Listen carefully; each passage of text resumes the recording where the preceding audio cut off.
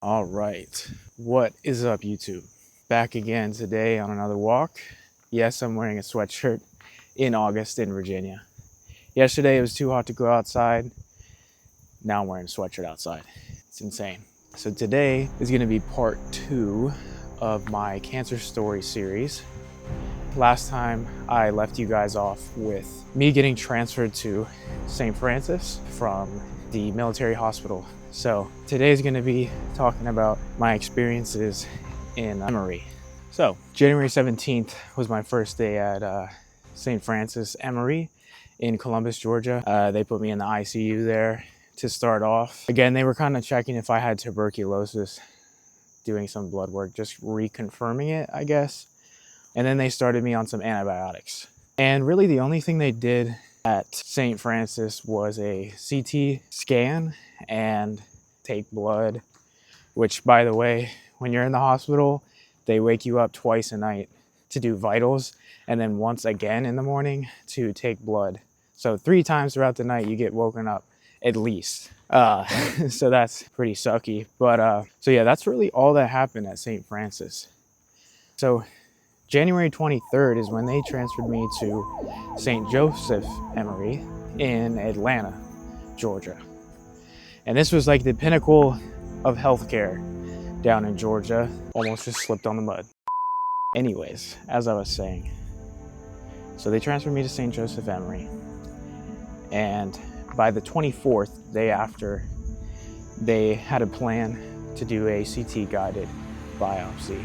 Then finally it got scheduled for the 27th, then it got rescheduled to the 28th. This will be a common theme you guys will see with the St. Francis and also the St.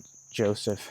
Everything just gets postponed, rescheduled, delayed. But so on the 28th, I was doing pretty bad.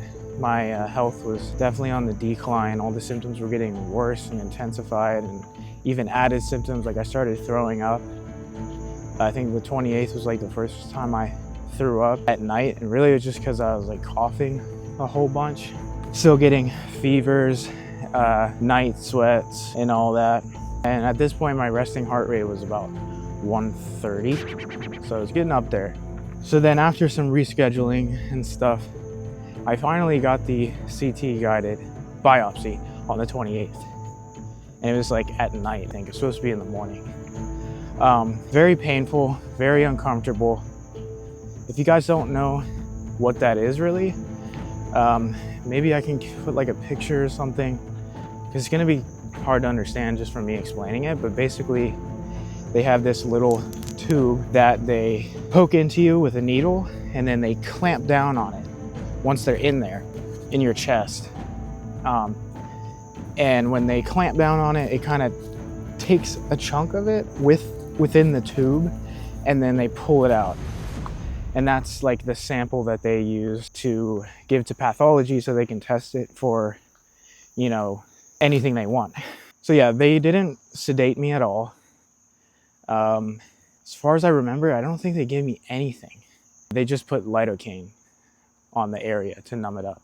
So it was pretty stressful, very painful. I mean, it's a gigantic needle thing going into my chest. So yeah, at that point, they still were thinking it was lymphoma, and they wanted to avoid any surgical procedures because me going under would be very dangerous with the anesthesia and everything. Like, with my breathing being as bad as it was, my heart rate, and where the tumor placement actually was, all that considered, they did not want to put me under. So fast forward 2 days to January 30th, and still waiting on the results from the biopsy that they attempted. And they were doing some more scans, and they realized that I had quite a bit of fluid around my heart. So plan was to get a heart drain placed, and that happened on January 30th. So they went in on this side of my left rib cage, and they tried to put the drain in through there and go all the way through into my, or not into my heart, but around it where the fluid is collecting. And the guy who tried it He must have tried about 5 times on this side. And again, this is like really painful. I'm not genuinely sedated. I'm not sure what they gave me. They didn't tell me, but they gave me some drugs to try and mitigate the pain, but I definitely felt every bit of it. So he tried about 5 times on that side, couldn't get it in. Finally, he went right in the front and he tried 2 times. Second time, he finally got it. And he was like, all right, we got it, it's in there. This again was at late at night, as most of my procedures were at Emory. Like I said, everything is delayed and all that. So finally got it in. And I'm like, okay, cool, I'm done. Pretty nauseous after that. It's a very, very uncomfortable feeling when that needle goes in, because you can feel it like push through all the way across your chest. So I was a little nauseous, but then I kind of calmed down, and then I went back to my new ICU room. So they put me back in the ICU after that. And then I was sitting there for a bit, a couple hours, I think.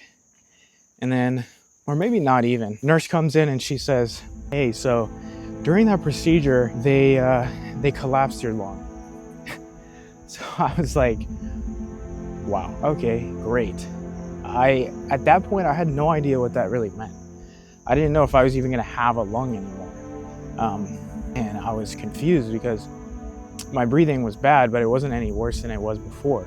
And she reassured me that it'll be okay. They just have to put a chest tube in and put it on suction so that my lung can naturally reinflate itself, but also just keep the fluid out and also keep any extra air from getting in around my lung instead of in my lung. So I had to do in the same day a bedside chest tube, which ended up draining quite a bit of fluid. So it was a good thing we put it in regardless. And then February 1st, they transferred me out of the ICU, and I still had the chest tube and the heart drain in. And I think at this point we learned that from the biopsy, all they got was dead cells. So none of it could show any signs of what, or give me any sort of diagnosis. So then February 2nd, they went ahead and took the chest tube out. At this point, my heart rate resting was getting upwards to 140, sometimes even higher. So still my health was really, really declining. So February 2nd, still had the heart drain in, got the chest tube out. And then February 3rd, they had been trying to test my heart fluid as well that they took out during the heart drain placement. So they wanted to see if they could get a biopsy based off of that. That ended up not working either. So that was attempt number 2 of getting a biopsy. Then I was scheduled to get my heart drain taken out that day, got rescheduled again, not because it shouldn't have been taken out, but because they just, I guess, didn't have the manpower to do it, supposedly. February 4th, finally we just started to discuss getting a transfer, because at this point I was just fed up. My wife was beyond fed up. She was very angry. So was my family. I was just all around being neglected. I mean, even things like asking for a cup of water felt like I was asking too much there. And it would take them like hours sometimes just to get me water. Not to mention they collapsed my lung. They were failing to diagnose me, all this stuff. So also on February 4th, they ended up taking the heart drain out, which I forgot to mention, like taking the chest tube out and the heart drain also feels so weird. It's like a worm going through you. And they basically just ask you to hold your breath or breathe out, and they just yank it out fast. And then they plug it up immediately so air doesn't get into it. So that night I slept flat, actually, for the first time in a while, because I felt pretty good. I guess like draining out all that fluid really helped me, and my breathing and all that. Unfortunately, I woke up around like 7 a.m. to pee, and then I started coughing, and then turned into like one of those cough attacks again, which I was having before. And then I realized I was about to throw up, and then I started coughing up into the toilet and blood came out. And that was pretty scary. So I called the nurse in. They didn't have any answers for me. I just waited till the morning to talk to them about it. They said it wasn't a big deal. They kind of gave me a couple reasons why that might happen. They just said to monitor it, as they did with everything in the hospital. I mean, anything that would happen, they even told me try box breathing. I was like, are you kidding me? Like, this is not helpful. Finally, they agreed to let me be discharged. They did offer for me to start chemotherapy there. But at that point, I did not trust their surgical team to do a biopsy on me at all. And in hindsight, I'm really glad I didn't. So the plan was then to get discharged, not transferred, discharged. And then my parents drove me to Walter Reed with my wife. It was a 10-hour trip total. About 5 hours in, so halfway, it was dark out at this point. We got out to stop the gas station, and I go into the bathroom, wash my hands, and then I coughed and blood splattered all over the paper towel that I was holding. Then I was like, oh crap. So I ran outside. My wife was like, do you want any snacks, honey? I was like, I couldn't even talk. And then she follows me outside and she sees me standing there hunched over, hand on the wall, with a puddle of blood in front of me. So another cliffhanger for you guys. I'm gonna leave it off there and I'm gonna save it for the part 3. So anyways, guys, thank you so much for watching. Hope you enjoyed this. Sorry if a lot of this was kind of gross. Again, if you have any questions, drop them down in the comments. I'll try to answer them. Also, thank you guys for almost 50 subscribers. Hopefully by the time I post this next video, I will be pretty close. So just remember, guys, when we are weak, then we are strong.